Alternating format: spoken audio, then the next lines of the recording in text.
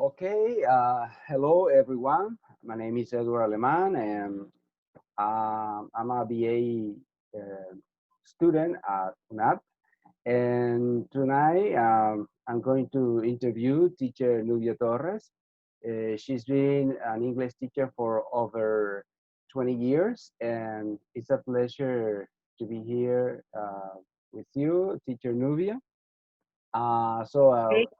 we have a couple of some questions to ask you tonight about culture and teaching. The first Okay. the first question is, what do you think is the relationship between language and culture?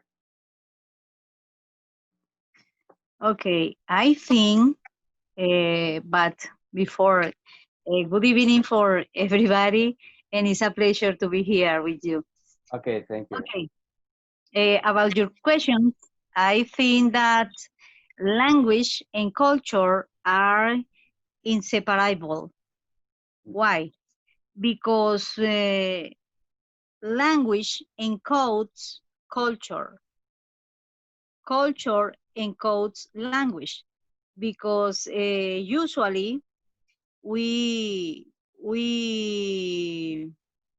exchange information with a specific group of population according to their customers, their habits, their cultures, and the way for knowing about their culture is with the language. The Yeah, language is as important as the culture. yeah, that's right. Very good. Thank you very much. And the other question is, what is the influence of culture in the process of a foreign language process? I think is the basic uh, way for learning a language, for knowing different people around the world, and according to learning a language, this is the what is the word, the introducing, the introduction, the basic point of view uh, for for uh, for the activity of teaching, Yeah, of of learning, and for an context of a school environment, and for a strategic educational strategy in a good way, like teachers. okay, very good. Thank you.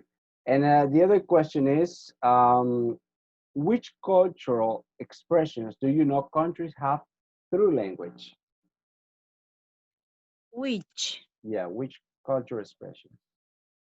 okay, for example, in Colombia, Yes. there are different regions, but only one language. Yes, and each one of these regions has different words, different expressions for a specific situation or object. Mhm. And we have to locate, to put these words in order to understand these people, in order to encourage, to improve our knowledge about this population, these people. Okay, yeah, absolutely. Thank you. And the other question is, why do you think is it important to have an oral tradition in a country?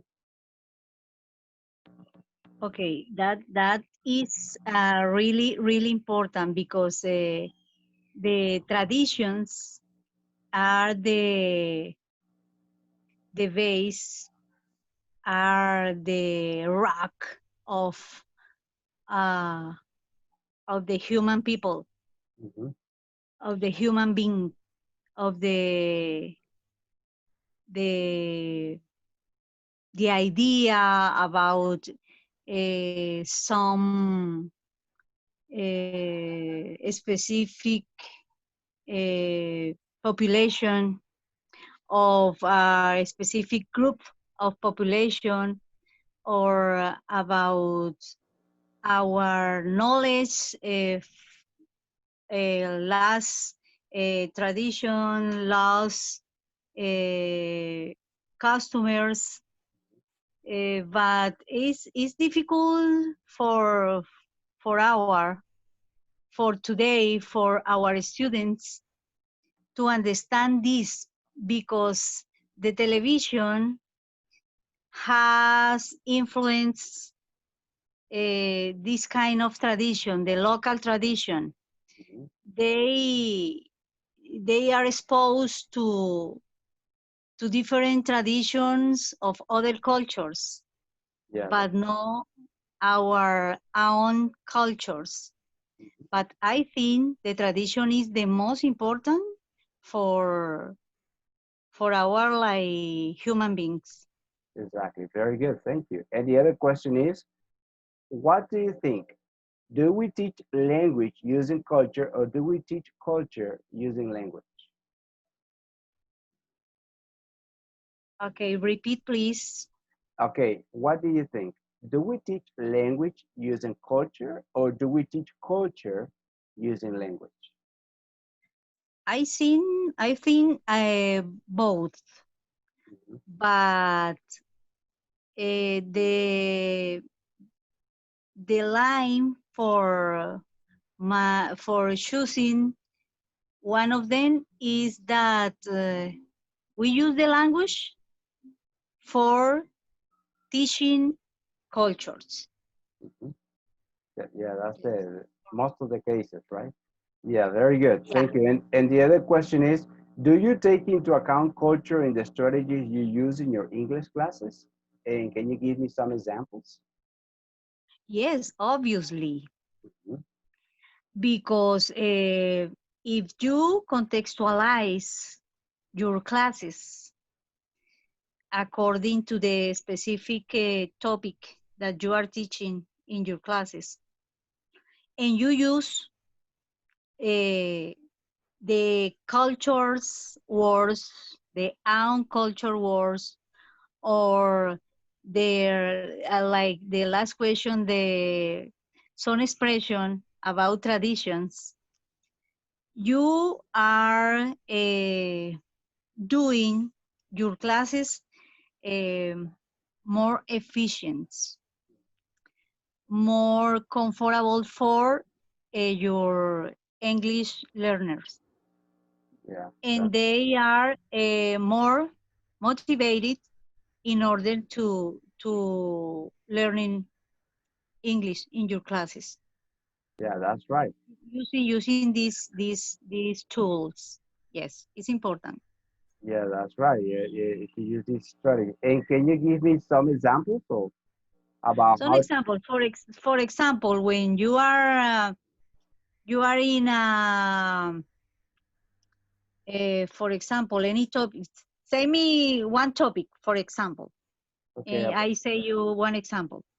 okay. For example, the topic of say the model can, The the model can, for example, maybe the model can or the verb be. I don't know. okay. If you use vocabulary that they use in a usual situation, and you introduce uh, your specific vocabulary in English, and you combine those both, for them could be more uh, close, it would be closer for in order to use the language, to use in classes, that's difficult because when we are teaching English, the most difficult aspect is to get the interest of the students in your classes. But when you use these tools like words, the language of that they usually use in their talks, for me, has been an excellent tool. For example, when we are teaching about comparatives, Okay. yes, and you use according to the context, because each class is different of the another classes, Yeah. okay? And you, when you know your students in each one of the classes, Mhm. you can observe and you can choose the specific vocabulary or language in this class. This is good for us like teachers, and for them like students, they learn more better. Yeah, that's right. Very good. Thank you very much, Teacher Nubia, for your time and for your help in this part. I really appreciate it, and we know that you have a really good experience as a teacher, and that's really good. Thank you very much for your help with in this interview. Thank you very much. Okay, thank you, thank you, thank you, Okay. thank you Okay.